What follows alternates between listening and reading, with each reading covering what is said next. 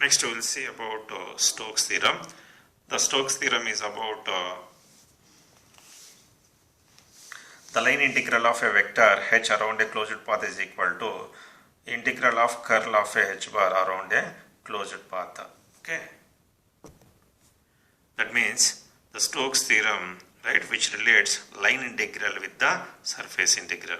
So in module 1, divergence theorem relates surface integration with the volume integration, but here Stokes theorem relates the line integral with the surface integration.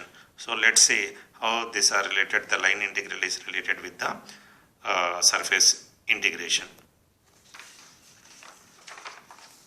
Proof for this one is, first we need to consider, okay, surface S, total surface S, assume this is divided into, right, n number of differential small areas, that is called as a differential. That means this is called one differential area, this is called one differential area, this is called one differential surface. It is represented by delta S. That means this one is, if you consider this one, that area of this small part is represented by delta S. So that means the line integral, that means if you consider this line, whatever the field present at this line, the same amount of field can be presented along this entire surface. That is nothing but a Stokes theorem that we are going to verify now. See here, this is a diagram, right? The same thing, whole surface area S, which is divided into n number of differential surface areas. One of the differential surface is ds, and the direction of this ds is perpendicular to the paper. So therefore an bar stands for normal direction. Now consider a surface area S which is divided into n number of incremental surfaces, small areas. Each incremental surface area is delta S as shown in figure. So apply the definition of curl to any one of this one here, right? So any one of these incremental surfaces, that is line integral of h bar dot dl. For this small differential surface here, the line integral of h bar dot dl divided by delta S is equal to del cross h bar. That means when the differential surface area is reducing, that is nothing but whatever the field is present, it will be keep on circulating. Circulating is nothing but number of circulations. Number of circulations is represented by del cross h bar. So when the delta is tending to 0, so therefore the magnetic field present inside the differential surface area will be circulating. Capital N stands for normal to the surface delta S. Dl delta S is perimeter of an incremental surface area. Perimeter of an incremental surface area. So therefore this one is the same equation. Here it is same. Now bring this delta S this side. So line integral of h bar dot dl is equal to del cross h ds. But the line integral of h bar dot dl is equal to surface integration of del cross h bar dot. How you got this one is, this is for only one part of this surface area. But if you consider all the incremental surface areas at a time, that means that this if we add all these delta s together, then addition can be replaced by integration. The integration is surface integration of del cross h bar dot ds, that is equal to line integral of h bar dot dl. So this is called as a Stokes theorem. That means line integral of h bar dot dl is equal to surface integration of del cross h bar dot ds. There are the problems based on this we need to solve also. Next, scalar and vector magnetic potential. So in electrostatics there are two types of potentials, that are scalar magnetic potential, it is represented by V suffix m. Vector magnetic potential, that is represented by capital A bar. What is scalar magnetic potential means? It is similar to same scalar electric potential. So electric potential is represented by V, and here the scalar magnetic potential is represented by V suffix m. M stands for, in this case, magnetic. There is no suffixes, only V. V means electrostatic potential. Now let's see here. The scalar magnetic potential is represented by Vm, similar to electrostatics, scalar potential, and it is defined in such a way that its negative gradient gives the magnetic field, just like a electric field where the E bar is equal to minus del V.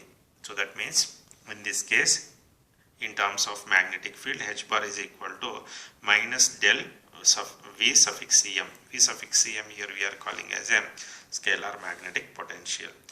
We know del cross H bar is equal to J bar. So take the curl on both sides. So del cross H bar is equal to del cross of minus del Vm. So one of the property of the curl is del cross of minus del Vm is equal to 0. So therefore del cross H bar is equal to 0. Del cross H bar is equal to 0 means J is equal to 0. So J0 means here the scalar magnetic potential Vm can be defined for source free region only. Current density 0 means no current. No current means that is called as a source free region or charge free region only. So then we need to obtain Laplace equation for the scalar magnetic potential. How the Laplace equation is obtained for the scalar magnetic potential is first for non-existing regions. So del dot B bar is equal to 0. If there is no magnetic field present at all on the surface, then divergence of the flux density is equal to 0, but B is equal to mu H. So therefore del dot H bar is equal to 0, but H bar is equal to minus del Vm. Finally del dot of minus del Vm is equal to 0. Finally you will get del square Vm is equal to 0. Del square V is equal to 0 is called as a Laplace equation. So here in this case the Laplace equation for scalar magnetic potential is del square Vm is equal to 0. So this is the Laplace equation for scalar magnetic potential, similar to same Laplace equation of electrostatic potential. In electrostatic potential del square V equal to 0. For magnetostatics del square Vm is equal to 0. This is about the scalar magnetic potential. Next, vector magnetic potential. Vector magnetic potential exists where there is a charge density present. In the previous case, no charge, then we can define scalar magnetic potential. For defining the vector magnetic potential, there should be a charge present. So it is represented by A bar and the unit is Weber per meter. It is defined in such a way that its curl is equal to the magnetic flux density. That means B bar is equal to del cross A bar. That is curl of vector magnetic potential is equal to magnetic flux density. Curl of vector magnetic potential is equal to magnetic flux density. So vector potential is an intermediate quantity from which B bar or H bar can be determined. Let's see here how this can be determined. Del cross H bar is equal to J bar. We know B bar is equal to mu H. That is also now substitute here. We will get del cross B bar is equal to mu J. So take the curl on both sides. Del cross of del cross B bar is equal to del cross A bar. Substitute here. Del cross of del cross A bar is equal to mu J bar. Expand this term. That is del cross of del cross A bar. If you expand this one here, del of del dot A bar minus del square A bar is equal to mu J bar. This is called as a properties of the curl. We will see later. Okay. So finally J bar is equal to 1 by mu of del dot A bar minus del square A bar. So that is, if the vector magnetic potential is known, then the current density can be determined. If A is known means then the J bar is determined. In the previous case, the charge density J bar is directly 0 only. So when charge is present or charge density is present, then we can determine a Poisson's equation. In the previous case, current density J is equal to 0. That means for charge free regions. For charge free regions, we have to apply the Laplace equation. That's why Laplace equation is obtained for the previous case. And now present case, there is a charge present. So therefore, Poisson's equation is to be obtained. So let's see here the Poisson's equation of vector magnetic potential. So for steady currents, the del dot A bar is equal to 0. Substitute del dot A bar is equal to 0 here. then you will get J bar is equal to 1 by B minus of 0 minus del square A bar. Finally, del square A bar is equal to minus mu J. This is called as a Poisson's equation for vector magnetic potential. Similar to electric field, del square V is equal to minus rho by epsilon, but here del square A bar is equal to minus mu J bar. So this is about the magnetic potential. Next, curl of a vector A bar, but actually the meaning is different in this module 3, but basic formulas we'll see here. Curl is defined as the number of circulations of vector field around a closed path. This is applicable for magnetic field. So the curl formula in various coordinate systems are, so if you consider A is equal to this, then the del cross A bar, that is equal to curl A bar is equal to this formula, that is magnitude of this 3 by 3 and determinant of this 3 by 3 matrix. This is for Cartesian coordinate system. Similarly, for a cylindrical coordinate system also, if you consider this vector, then the curl formula is del cross A bar is equal to, right, it is a 3 by 3 determinant. As per this, then you will get the A rho term, A phi term, as well as AZ term. Next, for spherical coordinates, right, what is the curl formula? That is del cross A bar is equal to, for spherical coordinates is, right, so once again it is a 3 by 3 determinant. For that one you will get AR bar, A theta bar, as well as A phi bar. This is the curl formulas for 3 coordinates: rectangular, Cartesian and spherical. So using this we need to solve the problems, that is in Cartesian, cylindrical and spherical coordinates of curl equations. Next, properties of curl. These are useful for the scalar and vector magnetic potential, what you have seen. The properties of curl are, curl of a vector is a always vector quantity, and the second property is del cross A bar is equal to that what you have seen in the vector magnetic potential, del of del dot A bar minus del square A bar. The divergence of curl is 0. Del dot of del cross A bar is equal to 0. Curl of gradient of a vector is also 0. These are the major properties of the curl. So with that, almost all the theory concepts are over. Now we'll see the problems based on the magnetostatic fields. So here a current element of 0.05 AX ampere meter is located at point A of 0, 0, 1 in rectangular coordinates. Find the magnetic field intensity at P of 2, 3, minus 1.2. So that means we need to determine at one particular point what is the field strength. So as per the Biot-Savart's law, the formula is dH is equal to IDL cross AR bar divided by 4 pi R square. Now what is R and what is AR bar? Now we are determining in this case. So R is the distance between the point P where the field intensity is to be determined with respect to a differential current element. So differential current element is given IDL value directly, because current element is directly, this is called as a IDL 0.05 AX bar. Only AX bar is present, remaining 2 are 0. Cross R bar is this one. So directly you substitute here, then substitute this one in this formula, then you will get the field intensity dH is equal to this answer. So that is, this is the problem based on the Biot-Savart's law. Okay, same problem, but here the point is given in the cylindrical coordinates that should be converted into a rectangular coordinate using this formula. That's it. Just convert that values into a rectangular coordinates. So the same procedure, continuation of the same problem.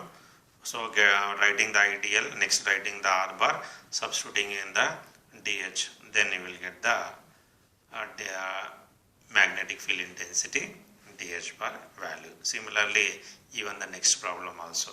Same, find the incremental field strength to point 0, 3, 0 due to a current element of 2 pi Az per microampere per meter located at point A. This is ideal, because why it is called as ideal means current element. Current means only ampere. Current element means I into dl. So therefore ideal value is given directly. Okay. Same thing, just follow the previous problem, then finally get the dh bar. Next, if the h is given, h is equal to this value, determine the j at the origin. J is called as a current density. What is the relation between current density and the magnetic field intensity? So J is equal to del cross H bar. So write down first J is equal to del cross H bar. Then write down the del cross H bar formula. Del cross H bar formula is based on the given problem. So the given problem is based on Cartesian coordinate system. In Cartesian coordinate system, write down the formula here directly. Substitute the H value. H x, Hy, Hz. This is called Hx, Hy is 0, Xz is this one. Substitute in the formula, directly we will get del cross H bar is equal to J bar. So J bar is equal to this. But here the question is at the origin. At the origin means substitute X is equal to 0, Y is equal to 0, Z is equal to 0. Finally we will get J bar is equal to this answer. Okay. Next, determine J at 2, pi, 0 in cylindrical coordinates if the magnetic field H is given by H is equal to phi rho sin phi Az bar milliampere per meter square. So you should see the units also clearly. So here the problem is given directly in cylindrical coordinates, they have mentioned also. So write down the del cross H bar formula in cylindrical coordinates. Del cross H bar is equal to J. J is called current density, H is called magnetic field intensity. The relation between the two is J is equal to del cross H bar. Del cross H bar in cylindrical coordinates is this. Write down this formula. Next, substitute H rho is equal to 0, H phi is equal to 0, only Xz is there. Hz is equal to phi rho sin phi. So H rho 0, H phi 0, Hz is phi rho sin phi. Substitute all the values in this, then you will get the current density J bar equation. The J bar is equal to phi cos phi a rho minus phi sin phi a phi bar. This is about the problems based on the current density. So one more problem about current density J. If the magnetic field intensity is given in spherical coordinates, determine the J at 10, phi by 2, 0. So in this problem also they are mentioned very clearly spherical coordinates. In spherical coordinates we have to write the curl formula. Curl formula is del cross H bar is equal to in cylindrical coordinates. Later we need to substitute, how many terms are given? Only one term is given, that is phi term only given. That means H phi is this one. Remaining HR as well as H phi terms are 0. So substitute the same thing in this mathematical equation. Finally you will get the J current density at the point is 10, phi by 2, 0. This is the problem based on the current density when the H is given in the problem. Next we will see one problem. Given the field H bar is equal to 20 R square A phi bar ampere per meter. First question is determine the current density, and the second question is integrate the J bar over the circular surface R is equal to 1, 0 less than phi less than 2 phi to determine the total current through the surface in AZ bar direction. So direction is also given along the AZ bar direction. Write the DS formula and get this one. So to get this answer here, first question is determine the current density. So what is the relation between current density and H bar is equal to H bar is J is equal to del cross H bar. J is equal to del cross H bar. And once again del cross H bar in which coordinates? Here they have mentioned phi is mentioned, R is mentioned, Z is mentioned. That means cylindrical coordinates. In cylindrical coordinates we need to write the formula. Substitute only H phi, remaining HR value, Hz value is 0. Then finally we will get J is equal to 60 R AZ bar. Next, to determine this one current I, integrate over the current density means integration of J is equal to current density. I is equal to surface integration of J bar dot ds. ds is along what direction in the problem is given, along the az bar direction. Along the az bar direction, ds is equal to r dr d5. Substitute ds here. J is equal to same whatever the answer you got it in the previous case, first problem. Substitute here. Finally, J bar dot ds is substitute here. The limits r varies from 0 to 1, phi varies from 0 to 2 pi. If the phi is not given means default value is 0 to 2 pi. Finally, current I is equal to, we'll get 125.66. This is the problem based on current density as well as the current if the H, that is magnetic field intensity, is given in the problem.